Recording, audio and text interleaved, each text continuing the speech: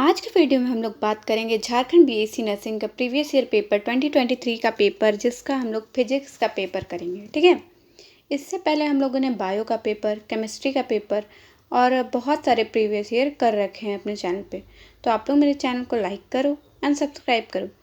और भी nursing related videos जैसे कि काउंसलिंग रिलेटेड और भी फर्स्ट सेमेस्टर का, सेकंड सेमेस्टर का, थर्ड सेमेस्टर का, सारे सेमेस्टर का अपलोड कर दिए हैं मेरे चैनल पे। इसीलिए मेरे चैनल को लाइक करें एंड सब्सक्राइब करें। देन हम लोग बिना टाइम वेस्ट किए स्टार्ट करते हैं 2023 का फिजिक्स का पेपर। इससे पहले हम लोगों ने बायो का पेपर, केमिस्ट्री का पेपर, सबका सॉल्यूशन एक साथ कर रखे हैं। ठीक है। अब हम लोग फर्स्ट क्वेश्चन क्या पढ़ेंगे, magnetic field lines emerge from, मतलब मैग्नेटिक फील्ड लाइन चुंबकीय क्षेत्र की रेखाएं डैश से निकलती है। कहाँ से निकलती है? साउथ पोल से या नॉर्थ पोल से या सेंटर ऑफ मैग्नेट से या नन ऑफ दिस से। तो कहाँ से निकलती है हमारा मैग्नेटिक फील्ड लाइंस? तो वो हमारा नॉर्थ पोल से। ठीक है। कहाँ से? नॉर्थ पोल से। Outside a magnetic field lines always start from north pole and end from south pole. ठीक है। Which of the following is used to detect the presence of current in a circuit? मतलब कौन निम्नलिखित में से किसका प्रयोग एक परिपथ में विद्युत की उपस्थिति का पता लगाने के लिए किया जाता है? तो किसका प्रयोग किया जाता है? गैल्वेनोमीटर का। कि गैल्वेनोमीटर का उपयोग किया जाता है कि आखिर ये सर्किट में करंट पास हो रहा है, कितना पास हो रहा है, उसको डिटेक्ट करने के लिए। ठीक है। अब हम लोग थर्ड नंबर ऑफ क्वेश्चन क्या है, विच of the following is causes environmental pollution? तो हमारा इनमें से इन्वायरमेंटल पॉल्यूशन कौन प्रोड्यूस करता है? कोल। ठीक है। मतलब निम्नलिखित में से किससे पर्यावरण प्रदूषण होता है? तो किससे होता है? कोल से, मतलब कोयला। Which among the following is used in thermal power plant? मतलब इनमें से कौन सा फॉलोइंग थिंग्स है जो थर्मल पावर प्लांट में यूज होता है? तो क्या होता है? Fossil fuel. ठीक है। थर्मल पावर प्लांट में primary burns fossil fuel like coal to heat water into steam which then turns turbine, मतलब वो टर्बाइन में टर्न होता है। ठीक है। Non conventional source of energy, तो उसको हम लोग क्या बोलते हैं? Non conventional source of energy को इनएक्सहॉस्टेबल। ठीक है। इसमें ये होगा डी, क्या? निरंतर। और अब हम लोग 6 नंबर ऑफ क्वेश्चन जाएंगे। Which of the following is false for electric current force? तो इलेक्ट्रिक करंट फोर्स का क्या इसमें से फॉल्स कौन वाला है? ट्रू तो A, they always start from positive charge and terminate negative charge, ये तो सही है। They are always perpendicular to the surface of charge conductor, ये भी सही है। अब they always form close loop, तो जो हमारा इलेक्ट्रिक लाइन होता है, इलेक्ट्रिक लाइन, तो वो हमेशा क्लोज लूप फॉर्म नहीं करता है। ठीक है। तो ये हमारा गलत सेंटेंस हो गया। तो क्या होगा हमारा? सी। ठीक है। अब an electric charge Q is placed at the centre of cube of side A, the electric flux on one side faces will be. तो इसमें से क्या क्या होगा यहाँ देखो। तो मान लो, मतलब अकॉर्डिंग टू गॉस लॉ के the total flux through the cube is Q equal to Q by epsilon naught. ठीक है। अब हमारा क्यूब में कितने साइड्स होते हैं? सिंस क्यूब है 6 फेसेस, मतलब 6 फेस होते हैं, तो the flux through one face equal to 1/6। ठीक है। तो कितना होगा? 1 Q बाई एप्सिलॉन नॉट, यहाँ 6 हुआ। देखो बहुत लंबा लंबा वाला तो सॉल्व नहीं करवा सकती हूँ, आपको खुद यहाँ क्वेश्चन देखो और सॉल्व करो, लेकिन जो छोटा छोटा चीज़ है वो सॉल्व करवा सकती हूँ। ठीक है। अब 2 resistors 6 ohm and 9 ohm are connected in series to a 120 volt source. The power consumed by 6 ohm resistor is, तो जब पावर निकालना है किसका निकालना है? 6 ohm रजिस्टर का। ठीक है। तो पहले हम लोग रेजिस्टेंस का टोटल करेंगे। रेजिस्टेंस टोटल मतलब 6 + 9, तो 9 + 6 कितना हुआ? 15 ओम। ठीक है। 15 ओम हुआ।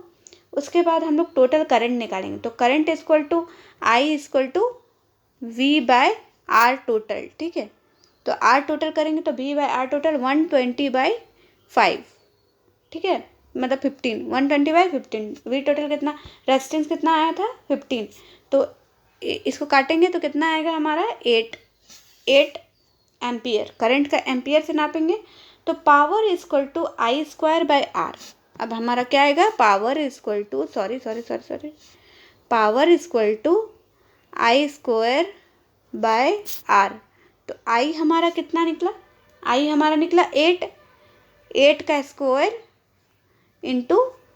इंटू आर कितना वाला लेना है, रेजिस्टेंस कौन वाला लेना है हमारा, 6 ओम वाला। ठीक है, तो 6 ओम का निकालेंगे 6, और इसको हम लोग सॉल्व करेंगे तो 384 वाट आएगा, 384 वाट। ठीक है, देखो ये सॉल्व करवा दिया मैंने, 384 वाट। अब हमारा आएगा 9। ठीक है, 2 cells having a internal resistance इतना are connected in parallel. The voltage across the battery terminal इतना, the EMF of the cell is 1, the EMF of the second cell, तो EMF of the second cell क्या होगा हमारा B 2.1 volt. ठीक है, आप लोग इसको सॉल्व कर लेना। अब a galvanometer can be converted into an ammeter by connecting, मतलब एक गैल्वेनोमीटर को डैश से जोड़कर अमीटर में परिवर्तित किया जाता है। अब किसको जोड़ के हम लोग अमीटर में परिवर्तित कर सकते हैं, लो रेजिस्टेंस इन पैरेलल। ठीक है, किसको, low resistance in parallel.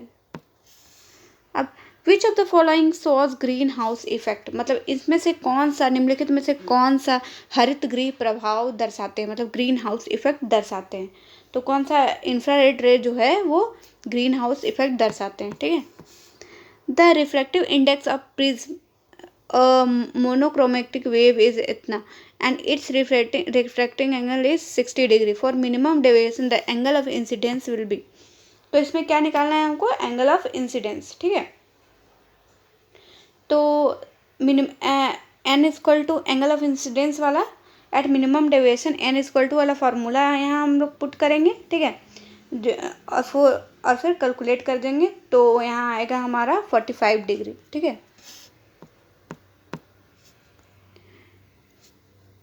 Young's double slit experiment is carried out by using green, red and blue light.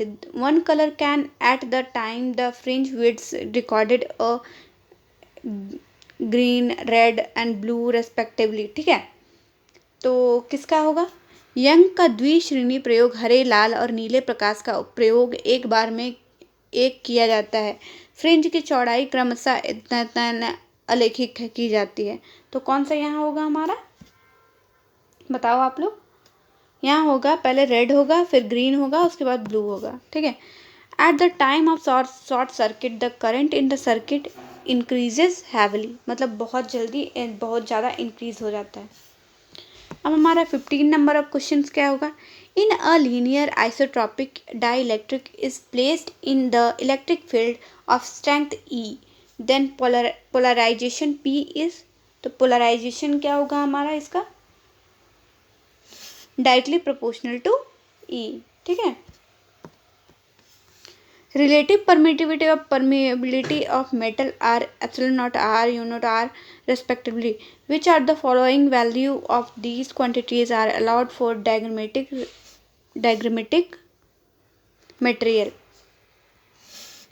मतलब देखो संक्षेप्त पारावैद्युतता और परम्ब एक पदार्थ के लिए क्रमशः इतना है। एक विद्युतीय चुंबकीय पदार्थ हेतु मात्राओं का निम्नलिखित में से कौन सा मान अनुमत है, तो कौन सा मान सही है,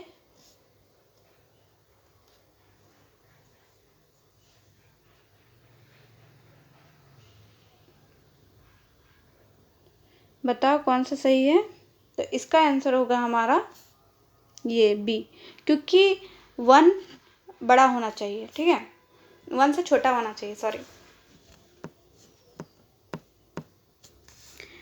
In an AC circuit, VI are given by V equal to इतना volt and I equal to इतना ampere, the power distributed in the circuit। तो पावर यहाँ निकालना है हमारा, पावर निकालना है। तो देखो ये सब तुम सॉल्व कर लेना, क्या बोलते हैं, फार्मूला बैठा के, फार्मूला बेस्ड क्वेश्चन है, तो मैं पूरा यहाँ सॉल्व थोड़ी करवा सकती हूँ यार। क्वेश्चन देखो, सॉल्व खुद करो। A specific charge of an electron is, तो स्पेसिफिक एक इलेक्ट्रॉन का विशिष्ट अवशेष है, तो क्या है हमारा, बताइए। 1.76 इंटू 10⁻11 कूलम पर kg, ठीक है। The de Broglie wavelength and kinetic energy of a particle is 2000 angstrom and 1 eV respectively. If its kinetic energy becomes 1 MB, then its de Broglie wavelength becomes, देखो ये भी हमारा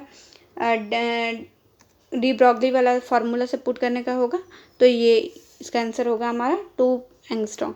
तो देखो मैं कोशिश करूँगी कि ये सब आपका जो न्यूमेरिकल्स है वो मैं सॉल्व करवा दूँ एक वीडियो में, बस न्यूमेरिकल्स का, ठीक है। तो यहाँ मैं सिर्फ आपको आंसर बता दूँगी और उसी से काम चलाना होगा और आप लोग सॉल्व करके बताना कि हाँ सॉल्व कर लिया है मैंने। तो अब हमारा आएगा 20 question. For the production of X-ray the target should be made by tungsten, ठीक है। किससे मेड हुआ जाता है? टंगस्टन से। एक्स किरणों का उत्पन्न होने के लिए लक्ष्य टंगस्टन का बना होना चाहिए। क्या चीज़ का बना होना चाहिए? टंगस्टन का। The charge in a direction of wave passing from one medium to another is term as, तो इसका क्या होगा? रिफ्रैक्शन। एक माध्यम से दूसरे में जाने वाली तरंग की दिशा में परिवर्तन को क्या करते हैं हम लोग? अपवर्तन कहते हैं। क्या कहते हैं? अपवर्तन। अब what would be the angle of incidence for a light rays having zero refraction? तो क्या होगा एंगल ऑफ इंसिडेंस? 0 डिग्री, ठीक है। क्या होगा? 0 डिग्री, सॉरी 0 डिग्री। क्यों? लॉ ऑफ रिफ्रैक्शन में angle of incidence equal to angle of reflection बोला गया है। तो जब एंगल ऑफ इंसिडेंस 0 है तो एंगल ऑफ रिफ्लेक्शन क्या होगा हमारा? 0, ठीक है। A full length of the image of a distinct tall building can be seen using, अब किसका यूज करके हम लोग सीन कर सकते हैं? कॉन्वेक्स मिरर का, ठीक है।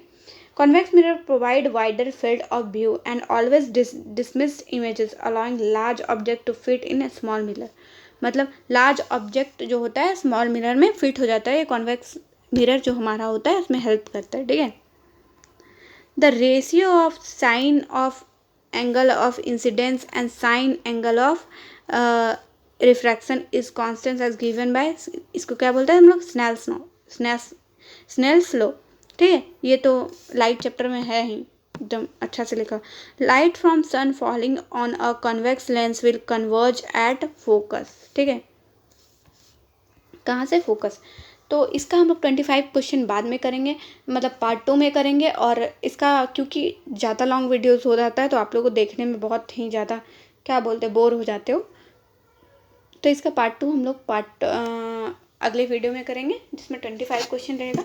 और हो सके तो मैं प्रोवाइड कर दूंगी कि सारे न्यूमेरिकल का सॉल्व वीडियो, ठीक है।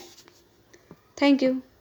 इसलिए मेरे चैनल को लाइक करें एंड सब्सक्राइब करें। एंड बहुत सारे प्रीवियस ईयर क्वेश्चंस मैंने प्रोवाइड कर रखा है अपने चैनल पे, तो आप लोग देख सकते हो। एंड बहुत सारे nursing related like counselling related videos and कितने कॉलेजेस हैं हमारे झारखंड में, और कितने मतलब INC अप्रूव है, कितने JNRC अप्रूव है, सारे मेरे वीडियोज़ में उपलब्ध है। तो आप लोग मेरे चैनल को लाइक करें एंड सब्सक्राइब करें। Thank you.